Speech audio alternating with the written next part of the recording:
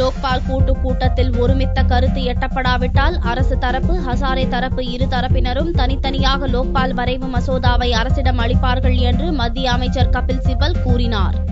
லோக்பால் கூட்டுக்குழு கூட்டம் புதன்கிழமையன்று டெல்லியில் நடைபெற்றது.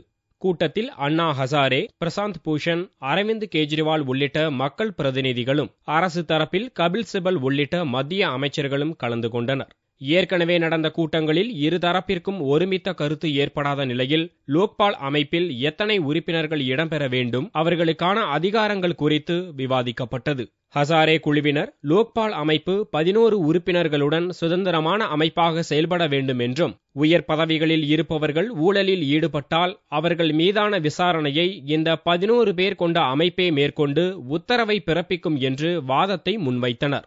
அமைப்பில் 11 பேர் இடம்பெறுவார்கள் என்பதில் ஒருமித்த கருத்து ஏற்பட்டாலும் அவர்களுக்கு விசாரிக்கும் அதிகாரம் வழங்கப்பட வேண்டும் என்ற கருத்தை அரசு தரப்பு ஏற்கவில்லை. இதனால் 2.5 மணி நேரத்திற்கும் மேலாக நீடித்த கூட்டம் ஒருமித்த கருத்து எட்டப்படாமலே முடிந்தது. இதனால் இறுக்கத்துடன் ஹசாரே குழுவினர் வெளியேறினர். இதுகுறித்து அரவிந்த் கெஜ்ரிவால் கூறுகையில், அரசு தரப்பு வாதம் எதையும் முன்வைக்கவில்லை, அவர்களது முடிவைத்தான் கூறினர், சின்ன விஷயத்தை கூட ஏற்க மறுத்துவிட்டனர் என்று புகார் கூறினார்.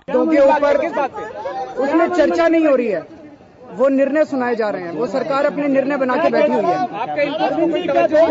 हम अपने आर्गुमेंट देते जा रहे हैं, वो उधर से कोई आर्गुमेंट नहीं आ रहे हैं, वहां से निर्णय सुनाए जा रहे हैं।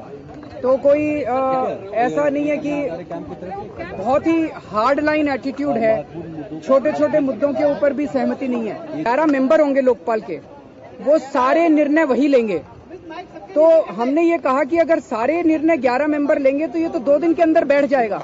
மீண்டும் 20-21 தேதிகளில் லோக்பால் கூட்டம் நடக்க உள்ளதாகவும், அப்போதும் ஒருமித்த கருத்து எட்டப்படாவிட்டால் இருதரப்பும் தனித்தனியாக லோக்பால் வரைவு மசோதாக்களை அரசிடம் தாக்கல் செய்வோம் என்று மத்திய மனிதவள மேம்பாட்டுத்துறை அமைச்சர் கபில் சிபல் கூறினார். We have agreed to meet again on the 20th and the 21st. What we intend to do is to get the version of the members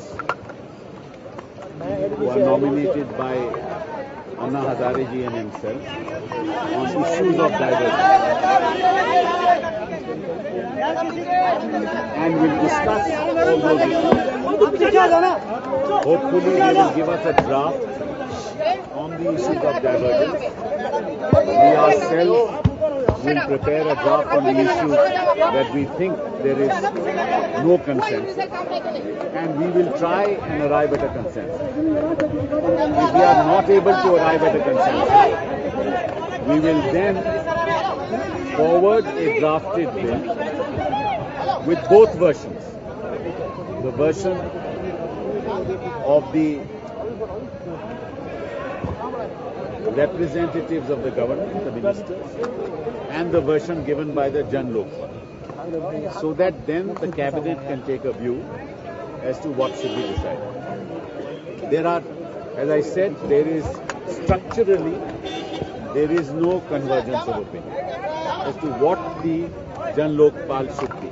Lokpal கூட்டுக்குழுவில் இடம்பெற்றுள்ள மத்திய அமைச்சர்கள் தொடர்பாக தேவையில்லாத கருத்துக்களை பொது இடங்களில் தெரிவிக்க வேண்டாம் என்றும் மத்திய அமைச்சர் கபில் சிபல் வேண்டுகோள் விடுத்தார்.